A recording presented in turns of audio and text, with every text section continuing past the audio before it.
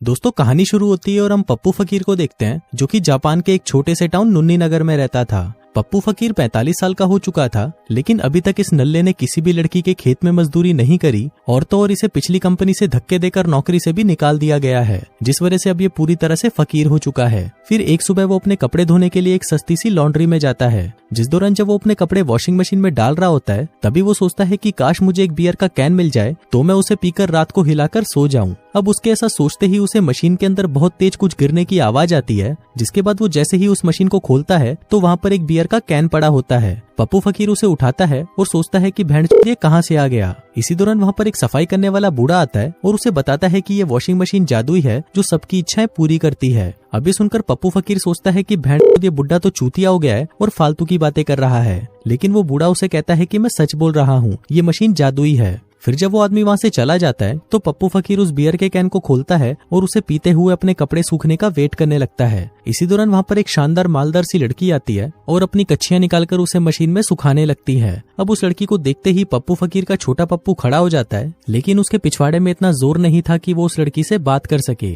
लेकिन इस बार वो ट्राई करने की सोचता है और थोड़ा सा खिसक कर उस लड़की को बैठने की जगह देता है। तभी वो लड़की भी उसमें इंटरेस्ट दिखाने लगती है और उससे बात करने की कोशिश करती है। वो कहती है कि मैंने आपको यहाँ पर बहुत बार देखा है और मैं आपका हथियार अपनी सुरंग में घुसाने के लिए तैयार हूँ। अभी सुनते ही पप्पू फकीर पूरी तरह बावलीगत हो जाता है और उस कैन को उठाकर डस्टबिन में फेंकने लगता है, लेकिन वो नीचे गिर जाता है। फिर जब वो उसे उठाने के लिए उसके पास जाता है, तभी वहाँ पर बैठी वो लड़की रोने लगती है। अब ये देखकर पप्पू फकीर उससे पूछता है कि क्या हुआ। वो लड़की कहती है कि मैं जॉब के लिए 40 कंपनियों में अपनी गाड़ मरवा के आ चुकी हूँ, लेकिन किसी ने भी मुझे सेलेक्ट नहीं किया, ये बोलकर कि मेरी गुफा में वो बात नहीं है। तभी पप्पू फकीर उसे कहता है कि मुझे भी पिछली कंपनी से धक्के देकर निकाल दिया गया है। वो कहता है कि तुम जब इतनी कंपनियों में अपनी मरवा कर आ चुकी हो तो तुम्हारे पास तो बहुत ही अच्छा खासा एक्सपीरियंस आ चुका है। अभी सुनकर वो लड़की सोचती है कि अगर वो 3-4 कंपनीज में और मरवा ले तो कहीं ना कहीं तो उसकी जॉब लग ही जाएगी। वो लड़की पप्पू फकीर से इंप्रेस होकर उसे थैंक यू बोलती है, क्योंकि आज तक किसी ने भी उससे इतने अच्छे से बात नहीं की थी। फिर कुछ देर बाद पप्पू फकीर उस वॉशिंग मशीन से अपने कपड़े बाहर निकालता है और उसे बाय बोलकर वहाँ से जाने लगता है, लेकिन तभी वो लड़की उसे रोकते हुए कहती है कि मेरा नाम है पिंकी हुतमारी।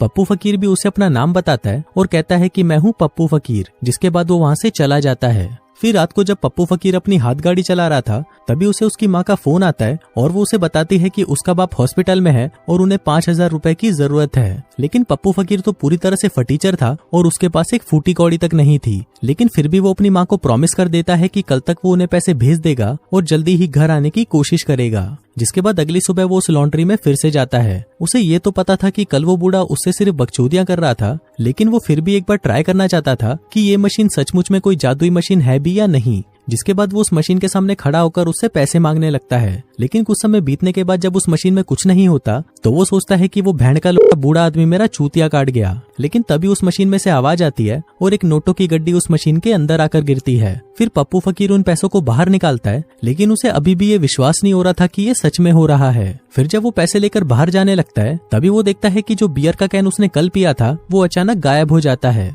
तभी वो बूढ़ा आदमी उसे बताता है कि वो जो भी सामान उस मशीन के अंदर से बाहर निकालेगा वो एक दिन में गायब हो जाएगा, इसलिए उसे बहुत सावधान रहना होगा। फिर रास्ते में उससे पिंकी हुतमारी टकराती है और उसे बताती है कि मुझे एक कंपनी का मैनेजर फिर से ठुकाई के लिए बुला रहा है, शायद इस बार मेरी नौकरी पक्की है। पप्पू फकीर उसे कांग्रेचुलेशंस बोलता है, लेकिन तभी उसे फिर से उसकी माँ का कॉल आ जाता है। उधर पिंकी हुतमारी भी पप्पू फकीर की सारी बातें सुन लेती है और उसे पता चल जाता है कि पप्पू फकीर का बाप हॉस्पिटल में है। फिर कुछ देर तक बातें करने के बाद पप्पू फकीर वहाँ से जाने लगता है, क्योंकि उसे वो पैसे गायब होने से पहले अपनी माँ तक पहुँचाने थे। फिर रात को वो उस लॉन्ड्री में वापस जाता है और इस बार वो उस मशीन से एक सूट मांगता है ताकि वो उसे पहनकर जॉब इंटरव्यू में जा सके। जिसके बाद अगले पूरे दिन वो बहुत सारी कंपनीज में जॉब का इंटरव्यू देकर आता है, लेकिन शाम को जब वो घर वापस आता है तो उसे उन कंपनीज के लेटर्स मिलते हैं जहाँ पर वो इंटरव्यू देकर आया था और उनमें लिखा हुआ था कि उसे कहीं पर भी जॉब के लिए नहीं चुना गया। जिसके बाद वो सूट भी उसके सामने ही गायब हो जाता है। लेकिन अब इन चीजों से पप्पू फकीर को कोई फर्क नहीं पड़ता, क्योंकि उसके पास अब एक ऐसी जादुई मशीन आ चुकी थी जिसकी मदद से वो जब भी और जो भी चाहे वो सब कुछ मांग सकता था।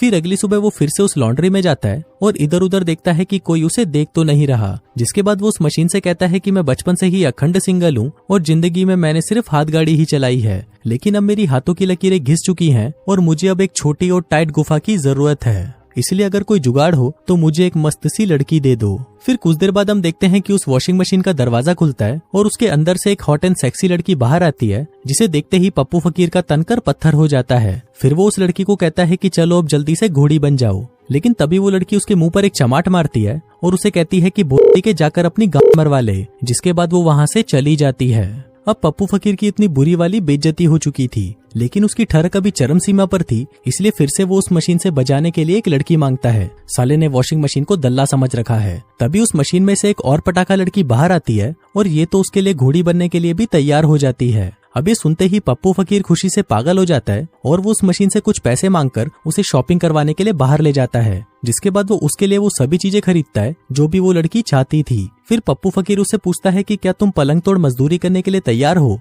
जिस पर वो लड़की उसे कहती है कि हाँ मैं तैयार हूँ। जिसके बाद पप्पू फकीर सीधा उसे अपने घर ले जाता है। फिर जब वो दोनों बातें कर रहे होते हैं तभी मौका देखकर पप्पू फकीर उसके करीब आता है और उसे उंगली करने की कोशिश करने लगता है, लेकिन तभी वो लड़की उसका हाथ पकड़ लेती है और उसकी हथेली को देखकर कहती है कि तुम्हारी जिंदगी तो बहुत छोटी है। अब ये सुनते ही उसकी फटकर 464 हो जाती है, लेकिन तभी वो उसे इग्नोर करके अपनी मजदूरी का कार्यक्रम स्टार्ट करने लगता है। अब वो दोनों एक दूसरे को चूसने वाले होते हैं कि तभी दिन खत्म हो जाता है और वो लड़की गायब हो जाती है। सिर्फ वहाँ पर उस लड़की के कपड़े और गहने ही रह जाते हैं। लेकिन इस सब से भी पप्पू फकीर दुखी नहीं होता, क्योंकि अब उसके पास लड़कियों की कोई कमी नहीं थी। वो जब चाहे जितनी चाहे उतनी लड़कियां मंगवा सकता था। जिसके बाद से वो हर रोज एक नई लड़की मांगने लगता है और उस मशीन से भी हर एक लड़की अलग टाइप की निकलती है। वहीं पप्पू फकीर भी किसी को नहीं छोड़ता और वो सभी लड़कियों के साथ पलंग तोड़ और धुआंधार मजदूरी करता है। कभी कभी तो वो एक साथ 4-4 को भी ठंडा कर देता है। फिर एक दिन जब वो एक लड़की के साथ घूम रहा होता है तभी वहाँ पर पिंकी हुतमारी आ जाती है और उन दोनों को एक साथ देख लेती है। अब उन दोनों को साथ में देखकर पिंकी को जलन होने लगती है, जिसके बाद वो उनका पीछा करना शुरू कर देती है। फिर ये देखकर पिंकी हैरान हो जाती है कि पप्पू फकीर उस लड़की को बहुत ही महंगे महंगे गिफ्ट्स दे रहा है। वो ये देखकर हैरान थी कि पहले तो ये चूतिया एकदम फकीर था, लेकिन अब उसके पास इतने सारे पैसे कहाँ से आ गए। जिसके बाद जब पप्पू फकीर फिर से उस लॉन्ड्री में जाता है तभी उसके पीछे पिंकी भी पहुंच जाती है और उससे उन पैसों के बारे में पूछने लगती है, जिस पर पप्पू फकीर उसे कहता है कि उसकी एक लॉटरी लगी थी इसलिए उसके पास इतना पैसा है। फिर पिंकी उसे बताती है कि जिस लड़की के साथ तुम घूम रहे हो वो तुम्हारे साथ सिर्फ पैसों के लिए है और वो तुम्हें बर्बाद कर देगी। लेकिन पप्पू फकीर उसकी बात को इग्नोर कर देता है और वहाँ से चला जाता है। इसके बाद वो उस लड़की को अपने साथ एक रेस्टोरेंट की छत पर ले जाता है और वो उसे एक बहुत ही बेशकीमती अंगूठी पहनाते हुए कहता है कि वो उसे बहुत प्यार करता है। लेकिन फिर कुछ देर बाद वो लड़की भी गायब हो जाती है और वहाँ सिर्फ उसकी अंगूठी रह जाती है। जिसके बाद वो उस अंगूठी को उठाकर वहाँ से चला जाता है। अब क्योंकि पप्पू फकीर हमेशा ही सील पैक लड़कियां मांगता था, इसलिए वो इस बार सोचता है कि क्यों ना इस बार एक टूटी हुई सील वाली लड़की मांगूं। और फिर ये मांग करते ही एक बहुत ही मस्त सी लड़की बाहर आती है और पप्पू फकीर को वहीं पर ही लपेटने लगती है। लेकिन तभी वहाँ पर पिंकी भी आकर उन्हें देख लेती है और छुपकर उन पर नजर रखने लगती है। वो देखती है कि पप्पू फकीर उस लड़की को बहुत सारी अंगूठियां दे रहा है जो कि उसने अलग अलग लड़कियों से इकट्ठा की थी। तभी उसकी माँ का कॉल आता है और वो उस लड़की से कहता है कि डार्लिंग थोड़ी देर रुक जाओ। लेकिन उस लड़की को तो अभी उसका घोड़ा लेना था, इसलिए पप्पू फकीर उस लॉन्ड्री से बाहर चला जाता है। तभी उसके जाते ही वहाँ पर पिंकी हुतमारी आ जाती है और उस लड़की से कहती है कि बहन की लोड़ी तूने मेरे पप्पू फकीर को क्या कर दिया है।